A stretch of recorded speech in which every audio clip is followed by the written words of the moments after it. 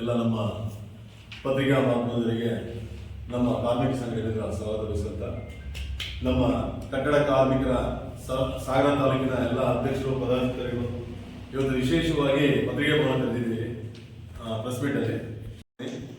ನಮ್ಮ ಕಟ್ಟಡ ಕಾರ್ಮಿಕ ಇಲಾಖೆಯಲ್ಲಿ ಏನಾಯ್ತಂದ್ರೆ ಕಾರ್ಮಿಕರ ಬೋರ್ಡಲ್ಲಿ ಸಾಕಷ್ಟು ಕಾರ್ಮಿಕರಿಗೆ ಬರುವಂತ ಸವಲತ್ತುಗಳನ್ನ ಖಾಸಗೀಕರಣ ಮಾಡಿಕೊಟ್ಟಿದ್ದಾರೆ.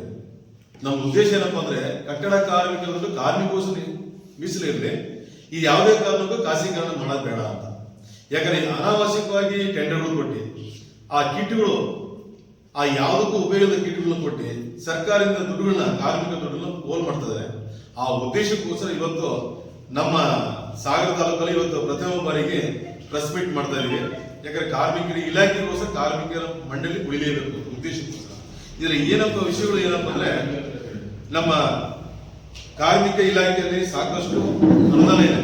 ಅದು ಕಾರ್ಮಿಕರ ಮಕ್ಕಳಿಗೆ ಸ್ಕಾಲರ್ಶಿಪ್ ಇರ್ಬೋದು, ಮಕ್ಕಳು ಮದುವೆಗಿರ್ಬೋದು, ಅವ್ರ ಜೊತೆಗೆ ಹಾಸ್ಪಿಟಲ್ ಮೆಡಿಕಲ್ ದುಡ್ಡು ಇರ್ಬೋದು, ಪ್ರತಿಯೊಂದು ಸ್ಕೀಮ್ನ ಈಗ ಏನ್ ಮಾಡ್ತಾರೆ ಅದನ್ನ ಖಾಸಗೀಕರಣ ಮಾಡ್ತಾ ಇದ್ದಾರೆ ಈ ಟೆಂಡರ್ಗಳು ಕೊಟ್ಟು. ಈಗ ಟೆಂಡರ್ಗಳು ಏನಪ್ಪ ಕೊಟ್ಟಾರೆ ಅಂದ್ರೆ ಸಂಚಾರಿ ಗಾಡಿ ಅಂತ ಕೊಟ್ಟಿದ್ದಾರೆ, ಸಂಚಾರಿ ಘಟಕ ಅಂತೇಳಿ. ಯಾವ್ದೋ ಮೆಡಿಕಲ್ ಅದೇನೈತೆ ಎಲ್ಲೋ ಒಂದ್ ಕಡೆ ಮೂಲೆ ಇಟ್ಕೊಂಡ್ಬಿಡುತ್ತೆ, ಅವ್ನು ಯಾವ್ದು ಟೆಸ್ಟೇ ಮಾಡಲ್ಲ. ಒಂದು ಫಲಾನುಭವಿಗಳಿಗೆ 2,905 ರೂಪಾಯಿ ಒಂದು ಫಲಾನುಭವಿಗೆ. ಒಂದು ಫ್ಯಾಮಿಲಿಯಲ್ಲಿ ಕನಿಷ್ಠ ಅದನ್ನು ಒಂದು 5 ಜನ ಇದ್ದಾರೆ.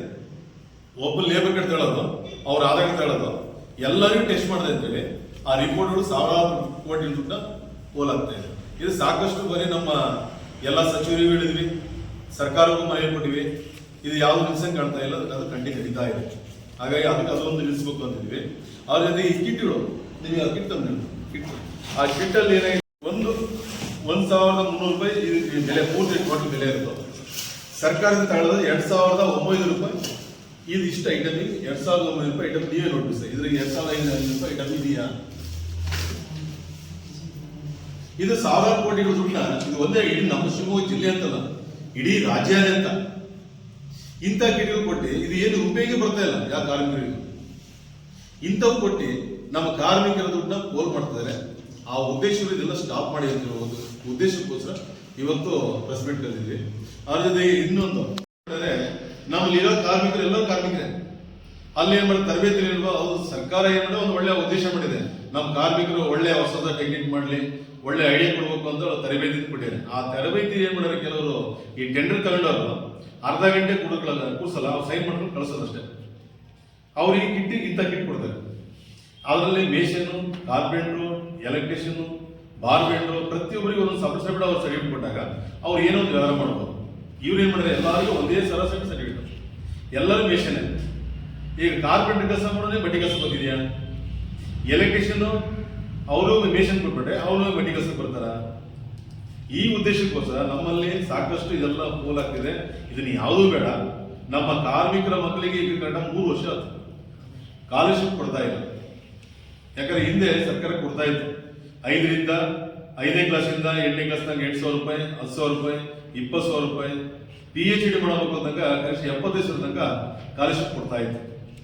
ನಾವ್ ಏನ್ ಕೇಳಿದ್ರೆ ಯಾವುದೇ ನಮಗೆ ಕಿಟ್ಗಳು ಏನ್ ಬೇಕಾಗಿಲ್ಲ. ನಮ್ಮ ಕಾರ್ಮಿಕರ ಮಕ್ಕಳು, ನಾವು ಕಾರ್ಮಿಕರಾಗಿದ್ದೀವಿ, ನಮ್ಮ ಮಕ್ಕಳು ಕಾರ್ಮಿಕರಾಗಿ ಕೆಲಸ ಮಾಡೋದು ಬೇಡ, ನಮ್ಮ ಮಕ್ಕಳು ಸ್ವಲ್ಪ ಒಳ್ಳೆ ಉದ್ಯೋಗ ಬರಲಿ ಅಂತೇಳಿ ಆ ಸರ್ಕಾರ ಯಾವುದೇ ಶಾಲೆ ಹೋದ್ರು ಸ್ಕಾಲರ್ಶಿಪ್ ಕೊಡ್ತಾ ಇದ್ರು. ಅದನ್ನ ಸ್ಟಾಪ್ ಮಾಡಿದ್ರೆ ಈ 3 ವರ್ಷದಿಂದ. ಆದಷ್ಟು ಏನಾದ್ರೆ ಮೊನ್ನೆ ಸುಪ್ರೀಂ ಕೋರ್ಟಿಗೆ ಅರ್ಜಿ ಹಾಕಿದಾಗ ಸುಪ್ರೀಂ ಕೋರ್ಟ್ ಒಂದು ಆದೇಶ ಜಾರಿ ಬಿಸಿದೆ. ಏನಂತ, ಆ ಹಿಂದಿನ 3 ವರ್ಷದ ಏನಿದೆಯೋ ಪ್ರತಿಯೊಂದು ಸ್ಕಾಲರ್ಶಿಪ್ ಕೊಡಿ ಅಂತಿದ್ರೆ. ಇನ್ನೊಂದು ಸರ್ಕಾರ ಇನ್ನೊಂದು ಕೊಡ್ತಾ ಇಲ್ಲ. ಆ ಉದ್ದೇಶಕ್ಕೋಸ್ಕರ ಇಡೀ ರಾಜ್ಯಾದ್ಯಂತ ಫಸ್ಟ್ ಪತ್ರಿಕಾ ಮಾಧ್ಯಮ ಮುಖಾಂತರ, ನಿಮ್ಮ ಮುಖಾಂತರ ಅದಕ್ಕೆ ಹೇಳ್ಬೇಕು ಅಂತೇಳಿ ಇವತ್ತು ಸ್ಟಾರ್ಟ್ ಮಾಡಿದ್ವಿ. ಅದ್ರ ಜೊತೆಗೆ ಇನ್ನೊಂದು ಹೇಳಿದ್ವಿ, ಇನ್ನೊಂದೇನಪ್ಪ ಅಂದ್ರೆ ಸೇವಾ ಸಿಂಧು ಸೇವಾ ಕೇಂದ್ರ ಅಂತೇಳಿ ಸರ್ಕಾರನೇ ಮಾಡಿದೆ. ಕಾರ್ಮಿಕ ಇಲಾಖೆ ಅದು ನಮ್ಮ ಇಡೀ ಮಂಡಳಿ ಇರೋದು ಕಾರ್ಮಿಕ ಇಲಾಖೆಗಳು ಎಲ್ಲಾ ತಾಲೂಕಲ್ಲೂ ಇದೆ. ಕಾರ್ಡ್ಗಳು ಹಾಕ್ತಾ ಇದ್ದಾರೆ. 2018, 19, 16, 17ರಲ್ಲಿ ಒಂದು ಕಾರ್ಮಿಕ ಸಹಾಯಸ್ಥ ಅಂತೇಳಿ ಸ್ಕೀಮ್ ಇದೆ. ನಮ್ಮ ಸಂತೋಷ ಇದ್ದಾಗ ಕಾರ್ಡ್ ಬಿಟ್ಟರು. ಅವಾಗ ಒಂದೊಂದು ತಾಲೂಕಲ್ಲಿ 1,50,000 ಕಾರ್ಡ್ನ ಮಾಡಬೇಕು ಟಾರ್ಗೆಟ್ ಕೊಟ್ಟು ಎಲ್ಲರಿಗೂ ಏಜೆನ್ಸಿ ಕೊಟ್ಬಿಟ್ಟು. ಆ ಏಜೆನ್ಸಿ ಕೊಟ್ಟಾಗ ಪ್ರತಿ ಕಾರ್ಮಿಕರ ಅದನ್ನು ಲೇಬರ್ ಕಾರ್ಡ್ ಮಾಡ್ಕೊಂಡಿದ್ದ. ಯಾವಾಗ ಅದೇ ಟೈಮಲ್ಲಿ 18, 19, 20ರಲ್ಲಿ ಕೋವಿಡ್ ಸಂದರ್ಭದಲ್ಲಿ ಬಿಜೆಪಿ ಸರ್ಕಾರ ಚೇಂಜ್ ಆದ ತಕ್ಷಣ ಆಗ್ಬಿಟ್ರು.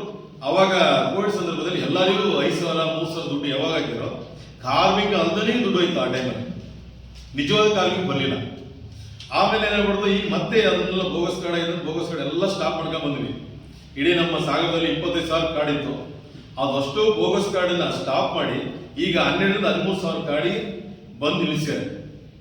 ಇದು ಏನಪ್ಪ ಅಂದ್ರೆ ಇಡೀ ಸಂಘಟನೆಗಳು ಯಾವುದೇ ಕಾರಣಕ್ಕೂ ನಮ್ಮ ಕಾರ್ಮಿಕ ಅಲ್ಲದೆ ಬೇರೆ ಯಾವ ಕಾರ್ಡ್ ಮಾಡಿಸ್ಕೋಬಾರ್ದು ಅಂತೇಳಿ ಅವನ್ನೇ ಮುಡಿಸ್ತಾ ಮತ್ತೆ ಇಲಾಖೆಯಲ್ಲೂ ಅದನ್ನೆಲ್ಲ ಸ್ಟಾಪ್ ಮಾಡ್ಯಾರೆ. ಈಗ ನಿಜವಾದ ಕಾರ್ಮಿಕರು ಲೇಬರ್ ಕಾರ್ಡ್ ಮಾಡ್ಕೊಂಡು ಹೋಗ್ತಾ ಇದ್ದಾರೆ. ನಾನು ಯಾಕೆ ಹೇಳ್ತೀನಿ ಅಂದ್ರೆ, ಹಿಂದೆ ಇದೇ ಟೆಂಡರ್ ಕೊಟ್ಟು ಸಾವಿರಾರು ಕಾರ್ಡ್ ಮಾಡಿಸಿ ಬೋಗಸ್ ಕಾರ್ಡ್ ಆದ್ರು. ಈಗಲೂ ಅದೇ ರೀತಿನೇ ಒಂದು ಸಪರೇಟ್ ಏಜೆನ್ಸಿಯವರಿಗೆ ಟೆಂಡರ್ ಕೊಟ್ಟು ಕಾರ್ಡ್ಗಳು ಲ್ಯಾಪ್ಸ್ ಆಗ್ತಾ ಇದ್ದಾರೆ. ಯಾಕಂದ್ರೆ ಕಾರ್ಮಿಕ ಅದನ್ನು ಸ್ಟಾರ್ಟ್ ಮಾಡ್ತಾರೆ ಅಂತ ಅದನ್ನು ಸ್ಟಾಪ್ ಮಾಡಿ ಇಲಾಖೆಗೆ ಕೊಡಿ. ಅದಕ್ಕೊಂದು ಕಾರ್ಮಿಕ ಇಲಾಖೆ ಇದೆ, ಆ ಇಲಾಖೆಯಲ್ಲಿ ನಮ್ಮ ಕಾರ್ಡ್ ಮಾಡಿಸೋದ್ರಲ್ಲಿ ರಿವ್ಯೂ ಮಾಡೋದ್ರಲ್ಲಿ ಅವ್ರಿಗೆ ಕೊಡಿ. ಮತ್ತೆ ನಮ್ಮಲ್ಲಿ ಸಿಬ್ಬಂದಿ ಕೊರತೆ ಇಡೀ ನಮ್ಮ ಸಾಗರದಲ್ಲಿ ಏನಾಗಿದ್ರೆ, ಇಡೀ ಸಾಗರ, ಸೊರಬ, ಹೊಸನಗರ 3 ಕ್ಷೇತ್ರಕ್ಕೂ ಒಬ್ಬರೇ ಇನ್ಸ್ಪೆಕ್ಟರ್. ಇಲ್ಲಿ ಏನಾದ್ರೆ ಕಾರ್ಮಿಕರಿಗೆ ಏನಾದ್ರೆ ಕರೆಕ್ಟಾಗಿ ಕಾರ್ಡ್ ಆಗ್ತಾ ಇಲ್ಲ, ರಿವ್ಯೂ ಮಾಡೋ ಸಮಸ್ಯೆ ಆಗ್ತಿದೆ. ಆಲ್ಮೋಸ್ಟ್ ನಾನು ಹೇಳಿದ್ರೆ ಇದನ್ನ ಕಳಿಸ್ತೀನಿ ಅಂತ ಹೇಳಿದ್ರೆ, ಬೇರೆ ಇನ್ನೊಬ್ರು ಕಳಿಸ್ತೀನಿ ಅಂತ ಹೇಳಿದ್ರೆ ಅಡಿಷನಲ್ ಆಗಿ ಅದ್ರ ಒಳ್ಳೇದು. ಆಮೇಲೆ ಡಿಒಗಳು ಇಲ್ಲ, ಇಲ್ಲಿ ಕಾರ್ಮಿಕ ಇಲಾಖೆಯಲ್ಲಿ ಡಿಒಗಳು ಕಮ್ಮಿ ಇದೆ, ಇದೊಂದು ಸಮಸ್ಯೆ. ಹಾಗಾಗಿ ಇದನ್ನ ತಕ್ಷಣ ಸರ್ಕಾರದ ನಮ್ಮ ಈಗಾಗಲೇ ಕಾರ್ಮಿಕ ಸಚಿವರು ಇಲ್ಲ, ಈಗ ಸರ್ಕಾರ ಒಡನಿದ್ದರಿಂದ ಅದಕ್ಕೆ ನಮ್ಮ CM ಅವರಿಗೆ ಲೆಟರ್ ಮಾಡ್ತಾ ಇದ್ದೀವಿ. ಒಟ್ಟೇನಪ್ಪ ನಮಗೇನಪ್ಪ, ಕಾರ್ಮಿಕರ ದುಡ್ಡು ಕಾರ್ಮಿಕರು ಉಳಿಲಿ, ಯಾವುದೇ ಕಾರಣಕ್ಕೂ ಖಾಸಗೀಕರಣ ಬೇಡ. ಆ ಉದ್ದೇಶಕ್ಕೋಸ್ಕರ ಇವತ್ತು ತಮ್ಮನ್ನು ಕರೆಸಿದ್ದೀವಿ. ಇದ್ರ ಬಗ್ಗೆ ನೀವೇನಾದ್ರು ಡೌಟ್ ಇದ್ರೆ ನಮಗೆ ಏನೋ ಪ್ರಶ್ನೆ ಕೇಳಬಹುದು ಅಂತ ಹೇಳ್ತೀವಿ ಅಂತ ಹೇಳಿ 2 ಮಾಸದ ಜೈ ಈ ತರ ಒಂದು ಕಿಟ್ ಕೊಡ್ಬೇಕು. ಇದಕ್ಕೆ 2,700 ರೂಪಾಯಿ ಒಂದು ಕಿಟ್, 2,000 ರೂಪಾಯಿ ಅವರಿಗೆ ಬತ್ತಿ ಅಂತ ಕೊಡ್ಬೇಕು, ಸ್ಟೇ ಬತ್ತಿ ಅಂತ ಕೊಡ್ಬೇಕು. ಆಮೇಲೆ ಅವ್ರು ಕಾಫಿ ಏನು ಕೊಡ್ತಾ ಇಲ್ಲ. ಒಂದು ಸರ್ಟಿಫಿಕೇಟ್ ಕೊಟ್ಟಾರೆ, ಒಂದು ಸೈಬರ್ ಸೆಂಟರ್ ಹೋದ್ರೆ ಅವ್ರಿಗೆ ನಾವೇ ಸೈನ್ ಮಾಡಿ ಕೊಡ್ಬೇಕು. ಒಂದು ಸರ್ಕಾರ ಸೀಲ್ ಇಲ್ಲ, ಏನಿಲ್ಲ ಅಂತ ಸರ್ಟಿಫಿಕೇಟ್ ತಗೊಂಡ್ಬಂದು ಎಲ್ಲರಿಗೂ ಕೊಟ್ಟು ಹೋಗಿದ್ದಾರೆ. ಆಮೇಲೆ ಎಷ್ಟೋ ಜನಕ್ಕೆ 2,000 ದುಡ್ಡು ಬಂದೇ ಇಲ್ಲ. ಟ್ರೈನಿಂಗ್ ಮಾಡಿದವರಿಗೆ 10 ಟ್ರೈನಿಂಗ್ ಮಾಡಿದರೆ ಅವರಿಗೆ ದುಡ್ಡು ಕೊಟ್ಟಿಲ್ಲ. ಕೇಳಿದಾಗ ನಾವು ಕೊಡುತ್ತೆ ಅಂತ ಹೇಳಿ ಹೇಳ್ತಾನೆ ಇದ್ದಾರೆ. ನಾವು ಇಲಾಖೆಯು ಹೇಳಿದ್ವಿ, ಆದಷ್ಟು ಸ್ಟಾಪ್ ಆಗಿದೆ, ಅದನ್ನು ತಕ್ಷಣ ಕೊಡಿಸ್ಬೇಕಂತೇಳಿ ತಮ್ಮ ಮುಖಾಂತರ ವಿನಂತಿ ಮಾಡ್ತಾರೆ.